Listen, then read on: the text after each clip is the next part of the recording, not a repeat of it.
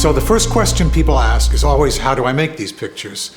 Because they look like paintings, only they're not quite like anything they've seen before. Well, it's an evolution of painting that also incorporates photography in a unique way, but I use a computer also in a unique way to do things you couldn't really do with paint, and certainly not with photography alone. The medium is printed pigment ink on fine art paper, and it's conceptually just like painting, only these pictures couldn't really have existed in another era, which to me is how it should be. After all, art history is history, and it's about the culture of the day. My quote for the museum walls is, "The world is full of seemingly unimportant things that look cool, just waiting for me to photograph them and transform them magically into works of art." An analogy is that I'm painting with transformed fragments of iPhone images, although there's more to it than that, as I'll explain. Over the years, this has evolved into a medium that's much closer to painting than photography. In fact, there's very little photography left. But it started because I was always walking around with a very good camera in my pocket.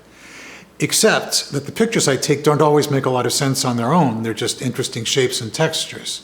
Now, of course, they do have something emotional going on that attracts my attention. Otherwise, I wouldn't bother taking them in the first place. And then the computer is a playground, but one that's more complicated than paint and brushes.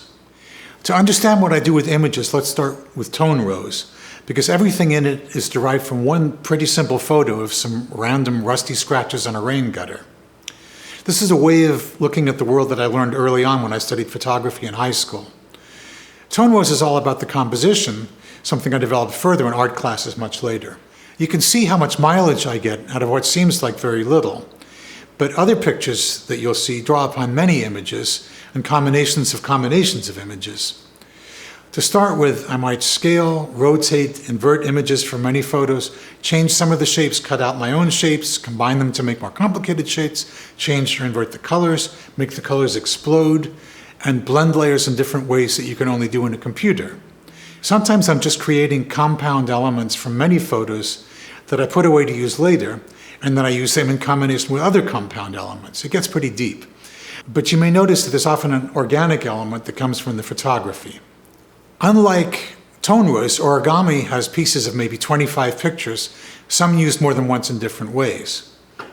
Among the distorted, transformed image fragments that I used are torn paper from posters scraped off construction sites' plywood barriers, some fireworks at Dodger Stadium, a flower pot with reflections in it, a light string on a palm tree that I was driving by and I saw in the middle of Ventura Boulevard, although I did stop the car, stage lights at the Laguna Playhouse's ceiling, and a trash dumpster.